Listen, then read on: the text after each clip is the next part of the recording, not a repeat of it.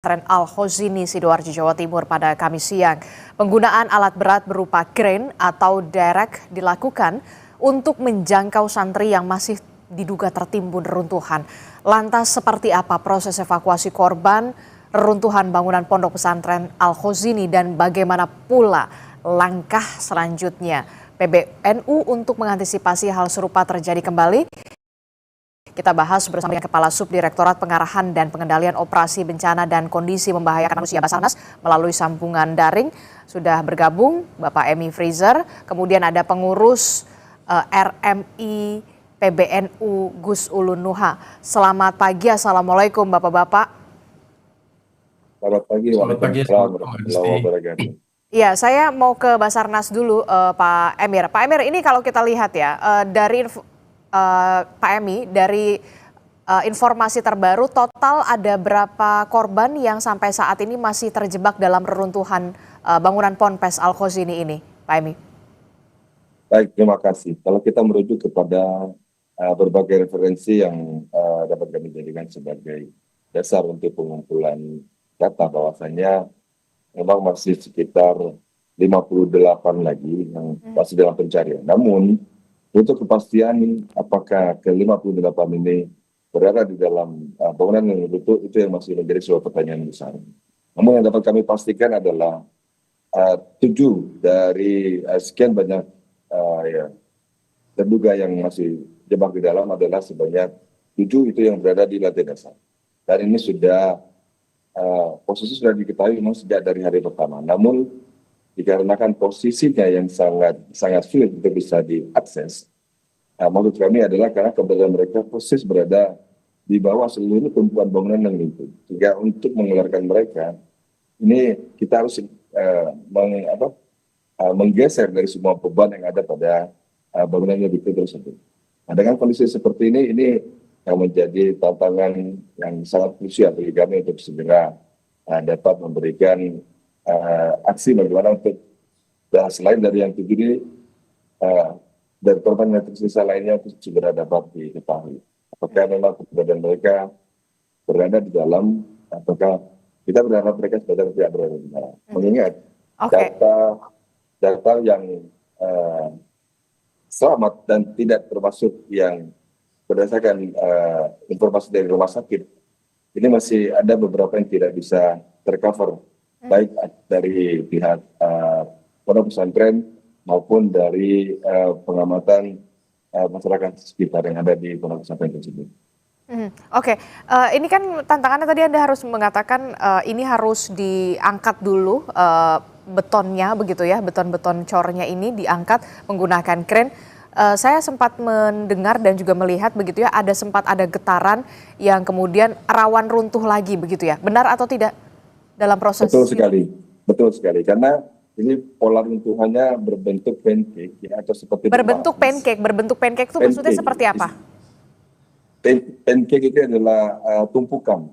Jadi kita bisa bayangkan bangunan 4 lantai kemudian hancur atau gagal sebab konstruksi penyangga menyebabkan bangunan menjadi jatuh berlapis. Dan pada saat posisi jatuh berlapis ini berbagai pola tercipta, namun sebagian besar polanya itu adalah pola pancake kalau di dalam istilah bangunan runtuh yang dipahami selama ini merupakan pola runtuhan yang memiliki tingkat kesulitan tertinggi, di mana ditambah dengan kondisi bahwa peruntukan dari lantai dasar ini adalah ruang terbuka atau seperti tempat beribadah yang dimana tentu sangat minim dengan benda-benda lain yang bisa menyangga. Karena dia bentuknya adalah musola. Di kita muslim ibadah kita adalah dengan cara duduk dan berdiri. Jadi tidak ada furniture, tidak ada barang-barang lainnya yang sifatnya sewaktu itu dapat menyangga walaupun beban berat masih bisa memberikan celah kecil. Oke. Kita sebut void space. Ya, lanjut. Oke. Sebelumnya SAR sempat menyebut bahwa penyebab runtuhnya bangunan pondok pesantren Al-Khozini ini karena kegagalan konstruksi. Bisa dijelaskan apa yang dimaksud dengan kegagalan konstruksi ini? Baik, secara istilah sederhana yang dapat kami sampaikan adalah bahwa konstruksi penyangga dari bangunan ini yang memang mengalami kerusakan atau hancur. Dan ini kami tidak mengklaim secara sepihak. Namun ini berdasarkan kajian dari civil engineer, rekan-rekan kami dari ITS dan juga dari Dinas Pekerjaan Umum, yang memang dari lokasi sendiri sudah melakukan kajian pengamatan secara langsung dan juga melihat secara langsung bahwa pada unsur-unsur penopang bangunan ini yang mengalami kegagalan sehingga tidak mampu menahan struktur secara keseluruhan, dan mereka meyakini bahwa tubuhnya ini secara bertahap walaupun dalam waktu yang cepat, di mana kegagalan terutama dimulai dari kegagalan pada bagian posisi atas. Kejatuhan secara tiba-tiba ini menyebabkan bebanan berlebihan sehingga akhirnya secara bertahap rubuh sampai ke bagian bawah, di mana sebagian besar santri sedang melaksanakan sholat asar. Oke, saya mau ke Gus Ulun. Gus Ulun, ini kan disebutkan tadi sudah dijelaskan salah satu penyebabnya adalah memang utamanya kegagalan konstruksi. Nah, dari pihak RMI sendiri begitu ya, PBNU, bagaimana sebenarnya selama ini pengawasan dan juga pembinaan terhadap pondok pesantren? Kalau tidak salah di Indonesia saja ada lebih dari 34.000 pondok pesantren, dan yang paling banyak adalah di wilayah Jawa Barat dan juga Jawa Timur. Salah satunya ya ini tadi di wilayah Sidoarjo. Gus Ulun. Ya, Mbak Disti, lebih tepatnya lebih dari 38.000 pesantren, dan 28.000-nya itu adalah pesantren yang secara self declare itu mengaku berafiliasi ke Nahdlatul Ulama. Nah, apa yang sudah kita lakukan selama ini, kemarin sudah saya sampaikan di acara Sapa Pagi Kompas TV bahwa kami sudah melaunching namanya standar pesantren Nahdlatul Ulama, di mana salah satu pilarnya adalah standar infrastruktur. Tentu butuh waktu untuk mensosialisasikan sekaligus juga mengawal pesantren-pesantren bertransformasi khususnya dalam bidang infrastruktur. Karena bayangkan 28.000 pesantren yang berafiliasi ke NU ini sudah berdiri, bahkan ada yang 2 abad, Mbak Disti. Sudah berdiri lebih dari 2 abad begitu ya. Dan sebagaimana kemarin sudah saya sampaikan juga bahwa pesantren itu tumbuh bukan dari sebuah proyek dengan anggaran yang sudah lengkap, tertata dan sebagainya, tetapi tumbuh dari keswadayaan ya, dari kesukarelawanan, di mana ada kiai yang alim, kemudian orang-orang yang kepengen menuntut ilmu datang, secara otomatis infrastruktur itu merupakan bagian dari infrastruktur bertumbuh. Nah, tentu dengan adanya kejadian ini menjadi tambahan dorongan semangat kita untuk mengakselerasi proses transformasi, khususnya transformasi infrastruktur ini, Mbak Disti. Oke, launching program standarisasi itu setelah insiden ini atau sebelum insiden ini? Dan sebelumnya. Jadi standar pesantren ini merupakan salah satu program utama dan arahan dari Ketua Umum sejak 3 tahun yang lalu. Sejak 3 tahun yang lalu?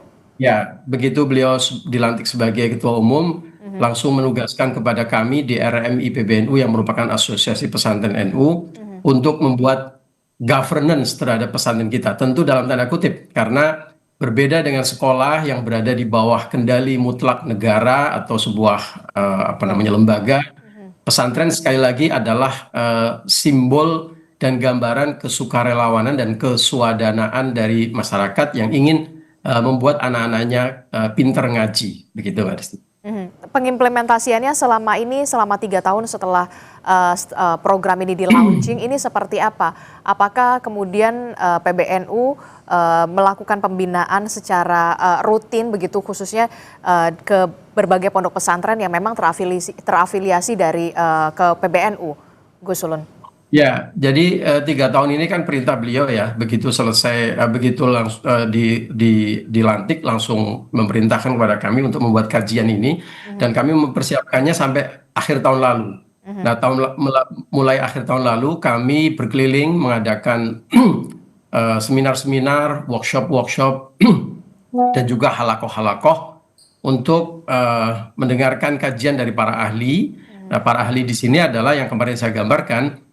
Tentu kalau dalam bidang infrastruktur adalah para arsitek, para ahli teknik sipil yang berbasis pesantren atau santri-santri, sehingga mereka tahu ilmunya, tapi mereka juga tahu kondisi dan situasi di pesantren. Nah, ini sudah kita susun, sudah kita sosialisasikan. Lalu langkah selanjutnya adalah pendampingan teknis. Nah, ini kita butuh banyak amunisi dan dukungan karena tentu jumlah ahli yang ada pada kami itu sangat terbatas. Yang dimaksudkan dengan pengawalan implementasi ini adalah konsultasi secara langsung, jadi membuka semacam biro konsultasi secara langsung, di mana pesantren ketika mau membangun atau melakukan renovasi bisa berkomunikasi dengan kami, ya, agar bisa didampingi atau mendapatkan arahan dari para ahli.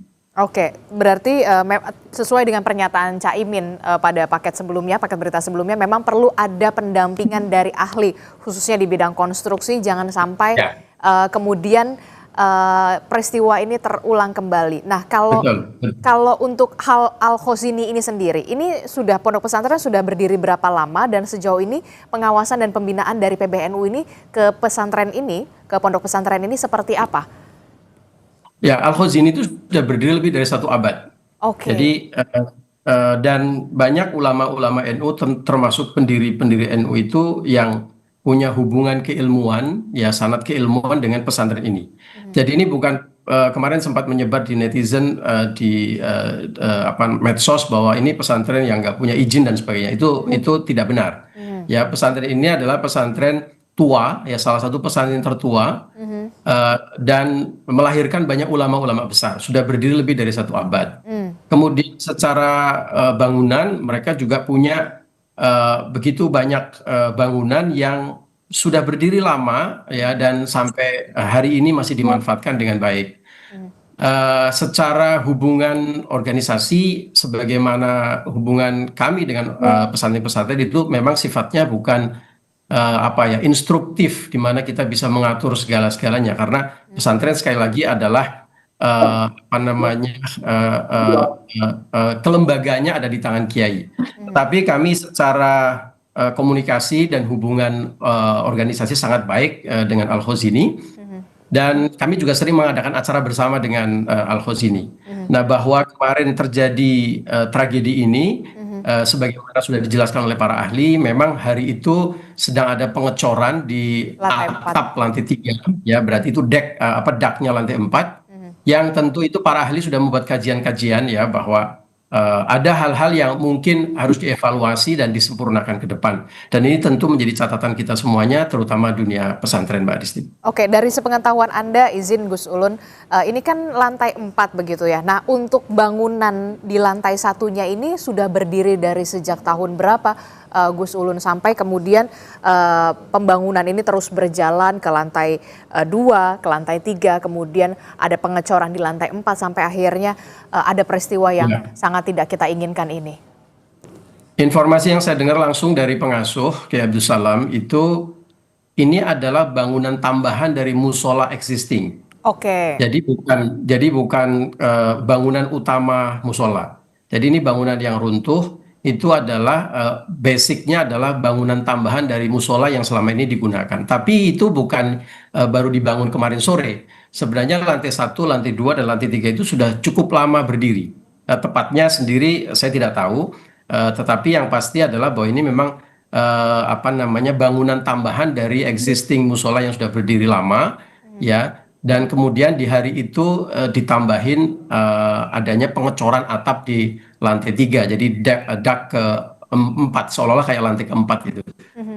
Oke, itu kita bahas soal konstruksi dan segala macamnya, termasuk soal tadi evaluasi, nanti akan ada penambahan amunisi soal tim ahli begitu ya di bidang konstruksi pastinya ya, di bawah naungan PBNU, pondok pesantren di bawah naungan PBNU. Kita bergeser sedikit, Gus Ulun, terkait dengan para korban yang selamat begitu ya. Bagaimana pendampingan dari PBNU sendiri sampai saat ini, Gus? Ya, pertama kita mengucapkan terima kasih dan apresiasi yang setinggi-tingginya kepada Basarnas, timnya Pak Freezer, ini luar biasa sekali di lapangan, bekerja 24 jam dalam 3 shift, berjuang sangat keras untuk bisa menyelamatkan santri-santri yang masih hidup ya, dan kemarin masih terjebak di dalam runtuhan bangunan. Dan alhamdulillah kemarin kita dapat berita gembira, 5 santri tersebut bisa diselamatkan bisa dievakuasi dalam keadaan selamat. Nah, memang sejak pertama Mbak Adisti, sejak kabar pertama kejadian ini, keluarga besar Nahdlatul Ulama di seluruh elemen, termasuk terutama yang ada di lokasi dari PCNU Sidoarjo, lembaga-lembaga seperti Robito Mahid Islami atau RMI Sidoarjo maupun RMI Jawa Timur, Lazisnu, LPBI, itu semua sudah turun dan langsung mendirikan posko di tempat. Nah, tentu kemudian berbagi tugas dengan semua elemen yang ada di lapangan. Salah satu fokus kita tentu adalah mendampingi pesantren dan para santri, tentu juga para wali santri.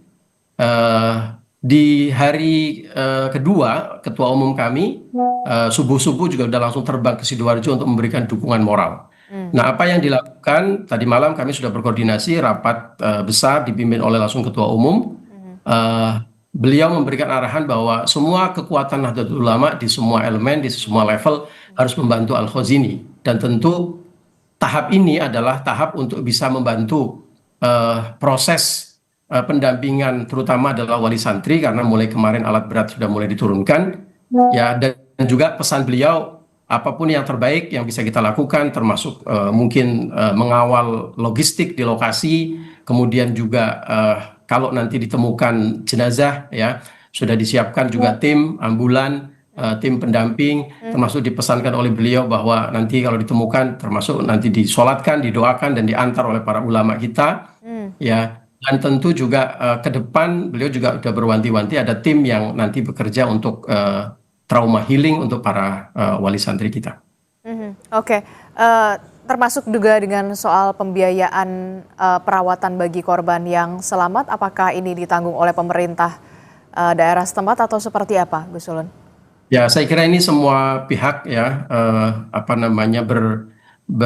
berkontribusi bahu-membahu, saling bekerja sama, mulai dari biaya evakuasi, biaya perawatan, sampai nanti juga biaya kelanjutan dari studi anak-anak kita. Nah, dari PBNU sendiri dalam hal fundraising sudah dipimpin oleh Lazisnu sebagaimana tugas kelembagaan, tentu dengan berkoordinasi dengan semua elemen dan lembaga yang ada di tempat.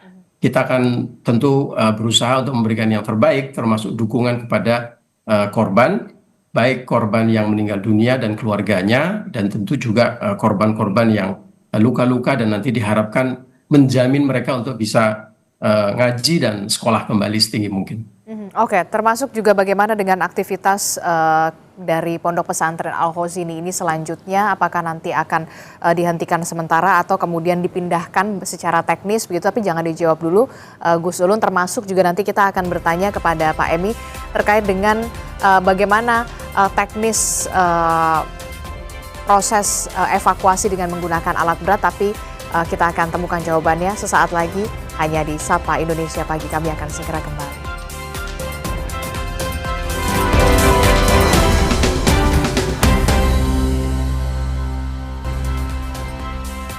Saudara, hari ini tim SAR gabungan masih terus melanjutkan proses evakuasi dengan menggunakan alat berat pasca runtuhnya bangunan Ponpes Al-Khazini di Sidoarjo, Jawa Timur. Dan untuk mengetahui bagaimana informasi terkini dari evakuasi dengan menggunakan alat berat di Pondok Pesantren Al-Khazini Sidoarjo, Jawa Timur, kita akan tanyakan langsung pada jurnalis Kompas TV. Sudah ada Alfian Rahman dan juga juru kamera Cilmi Ardianto Fani di sana. Selamat pagi Alfian, bisa Anda informasikan dari data terbaru atau pantauan Anda terbaru bagaimana proses evakuasi dengan menggunakan alat berat? Apakah sudah ada korban yang terevakuasi di pagi hari ini, Alfian?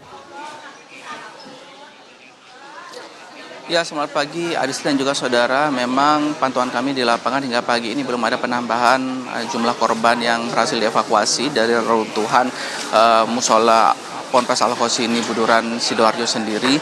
Namun yang dapat informasikan, tadi kami mendapatkan data dari posko gabungan yang ada di TKP begitu, bahwa memang dari data kemarin 59 yang belum dapat diketahui keberadaannya, satu sudah berhasil diketahui keadaannya, karena berhasil mengevakuasi diri pada waktu kejadian, namun tidak sempat melapor kepada pihak posko maupun pihak pondok pesantren, dan itu mengubah data sementara hingga saat ini dari 59 korban yang belum berhasil dievakuasi menjadi 58 korban yang sudah berhasil dievakuasi.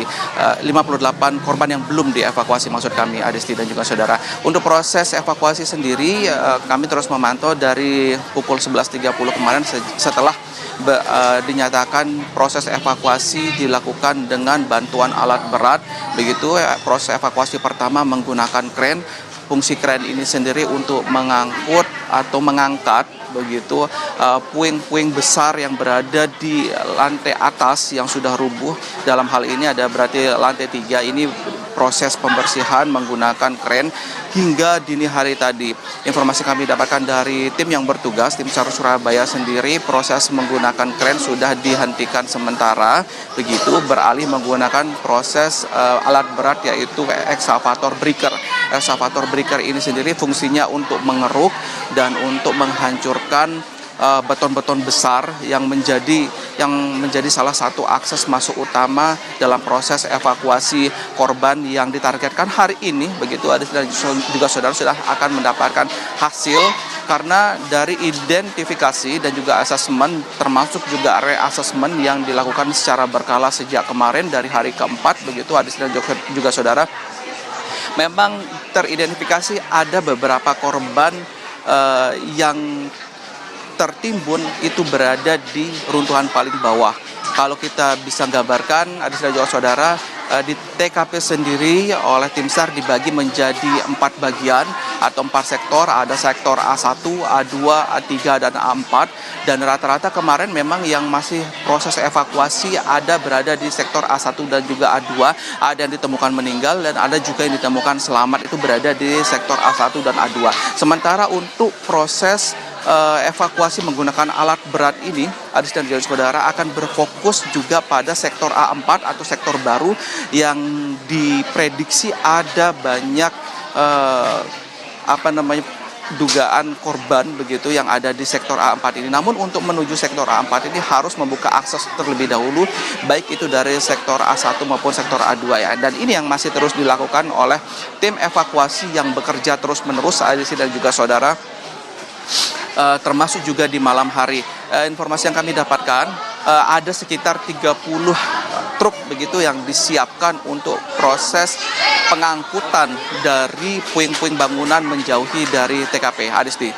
Oke, baik, terima kasih informasi jurnalis Kompas TV Alfian Rahman dan juga juru kamera Cilmi Ardianto Fani melaporkan langsung dari Pondok Pesantren Al-Khozini, Sidoarjo, Jawa Timur. Itu artinya masih ada 58 korban yang diduga masih tertimbun reruntuhan bangunan Ponpes. Kami akan update lagi informasi terkininya dari sana nanti. Kita melanjutkan kembali dialog kita di Sapa Indonesia Pagi, bagaimana evaluasi yang harus segera dilakukan baik itu dari pemerintah pusat maupun juga dari pondok pesantren, Kementerian Agama, PBNU salah satunya. Jangan sampai peristiwa ini kembali terulang begitu ya. Saya masih bersama dengan dari PBNU, Gus Ulun, dan juga dari SAR, sudah ada Pak Emi, Pak Fraser. Saya ke Gus Ulun dulu. Gus Ulun, bagaimana dengan kegiatan dari pondok pesantren? Apakah kemudian dihentikan sementara dan kedepannya akan seperti apa? Dipindahkan dulu atau bagaimana, Gus Ulun? Ya, jadi begitu terjadi musibah, santri-santri yang bisa mengevakuasi diri itu keluar, yang sakit dirawat, situasi kan panik ya, Mbak Adisti. Jadi kemudian pengasuh memutuskan untuk mempersilahkan santri-santri kembali ke rumah orang tuanya masing-masing, yang saat ini untuk sementara, yang saat ini masih ada di pesantren adalah santri-santri besar, santri-santri senior yang rata-rata sebagian besar dari mereka adalah mahasiswa yang tentu secara mental dan fisik cukup kuat dan lebih kuat. Mereka juga masih ada kegiatan di kampusnya dan tentu juga mereka diharapkan bisa ikut membantu bahu-membahu dari pihak pesantren untuk menghadapi peristiwa ini begitu. Nah, ke depan tentu nanti ada kebijakan khusus dari pengasuh. Ya, kita menunggu kebijakan tersebut dari pengasuh. Pasti akan ada penyesuaian-penyesuaian, ya.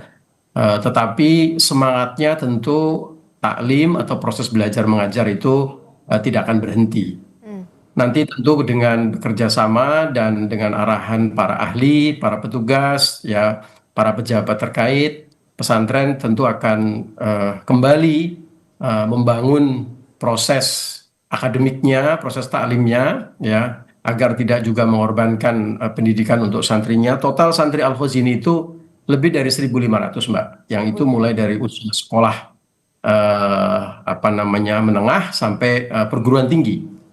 Nah, tentu bukan barang yang mudah, bukan perkara yang mudah kalau kemudian dipindahkan. Nanti malah menjadi masalah baru, ya. Jadi akan ada proses evaluasi, pasti akan ada proses pembangunan kembali, tetapi juga proses belajar mengajar harus berlanjut, menyesuaikan dengan kondisi dan situasi di lapangan, dan tentu arahan dari para ahli dan para petugas yang ada. Oke, saya mau ke Pak Emi. Pak Emi, tadi mendengar informasi dari jurnalis Kompas TV di lapangan begitu ya, diperkirakan korban ini banyak di sektor A1 dan juga A2. Saya ingin tahu juga, untuk fokus pencarian terhadap korban ini, benarkah difokuskan di lantai dasar A1, A2 atau seperti apa fokusnya, Pak Emi? Baik, Mbak Rizky, terima kasih. Seperti saya sampaikan di awal tadi, bahwasannya memang yang sudah diketahui itu memang berada di sektor A. Sementara di A4 itu adalah dugaan besar, mengingat dari pola runtuhan ini kan sangat sedikit beberapa celah kecil yang dapat tercipta akibat penumpukan beban berlipat yang ada di. Nah, kemudian proses saat ini yang kami lakukan adalah ada dua kegiatan, namun tidak bisa berjalan secara bersamaan. Dalam satu sisi kami tidak bisa melaksanakan proses evakuasi apabila proses pemindahan puing ini berlangsung. Sehingga salah satu kegiatan harus berjalan dan salah satu kegiatan tidak ada berjalan dalam waktu yang bersamaan, mengingat risiko pada pola runtuhan ini sangat tidak stabil secara signifikan. Gerakan sedikit saja dapat mempengaruhi pola kuncian dari runtuhan. Dan apabila yang terjadi dikhawatirkan adalah bila ada intervensi putaran yang tidak terkendali, baik itu dari prosesi pengangkatan ataupun pada saat prosesi pembuatan akses untuk evakuasi dari korban yang terjebak itu sendiri, tidak dengan menggunakan perhitungan yang matang, dikhawatirkan adalah menyebabkan bergesernya poin-poin kunci dari pola-pola runtuhan yang terjadi. Jadi semua di sini yang kami khawatirkan. Dan memang kalau kita merujuk kepada fungsi dari bangunan ini adalah musola, di mana waktu dan pelaksanaan ibadah sholat asar, dan sebagian besar terkonsentrasi pada posisi di lapisan atau di tingkat yang terbawah. Oke. Dan siap. Oke. Berarti kami ingin konfirmasi kembali, saat ini proses difokuskan di A1, A2 dan juga kemungkinan adanya di A4, begitu ya? Ya, betul. Ya, betul. A1, A2 dan juga A4. Melihat situasi dan juga kondisi konstruksi yang ambruk seperti ini, tadi Anda mengatakan ini cukup sulit dan sangat sulit begitu ya, bukan cukup sulit, sangat sulit. Butuh waktu berapa lama? 1 pekankah? Atau 10 hari atau seperti apa untuk bisa kemudian mengangkut atau mengangkat puing-puing beton yang cukup besar ini? Baik, Pak Rizky. Target kami dari keseluruhan tim dan tentu juga masyarakat dan keluarga ini bisa cepat selesai. Namun kembali lagi kami tekankan bahwa prinsip kehati-hatian ini menjadi prioritas kami dalam pelaksanaan evakuasian. Mengingat struktur bangunan ini masih terkonektif dengan beberapa struktur bangunan utuh di sekitarnya. Kami tidak ingin aksi yang dilakukan dalam proses evakuasi ini dapat memberikan intervensi terhadap bangunan yang masih utuh. Nah ini sehingga faktor kehati-hatian adalah selain dari pemindahan secara bertahap, kami lakukan satu demi satu dari sisi yang teratas sampai ke sisi yang terbawah, memastikan bahwa sebelum puing diangkat sudah bisa diputuskan dari konstruksi utama dan juga sudah tidak terkoneksi dengan konstruksi yang ada di sekitarnya, sehingga memastikan bahwa beban akan diangkat secara aman tanpa ada intervensi dengan bangunan yang ada di sekitarnya. Dan ini tentu proses ini membutuhkan pertimbangan yang tidak bisa dilakukan secara buru-buru. Sehingga kami saat ini belum dapat memprediksi berapa lama ini bisa selesai. Oke. Namun paling tidak perkiraan progres harian yang dapat capai adalah targetnya sekitar 20-25% dari proses ini. Insya Allah kami mohon dukungan dari semua pihak untuk bisa diberikan kemudahan dan juga bisa diberikan kelancaran dalam proses pemindahan puing untuk dapat membuka akses seluas-luasnya dalam mencapai korban yang diperkirakan masih terjebak ataupun yang sudah dipastikan sudah ada, namun harus memindahkan dulu beban yang ada di atas.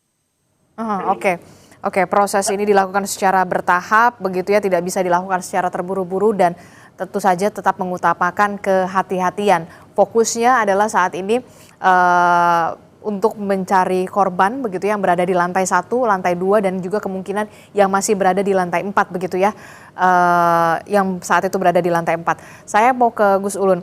Gus Ulun, bagaimana kemudian kehadiran negara sejauh ini dalam hal pembinaan, pengawasan yang dilakukan Kementerian Agama dalam hal ini untuk pondok pesantren, dan kedepannya koordinasi seperti apa yang diharapkan dari PBNU soal pembinaan dan juga pengawasan kepada pondok pesantren yang ada di seluruh Indonesia pastinya, Gus Ulun?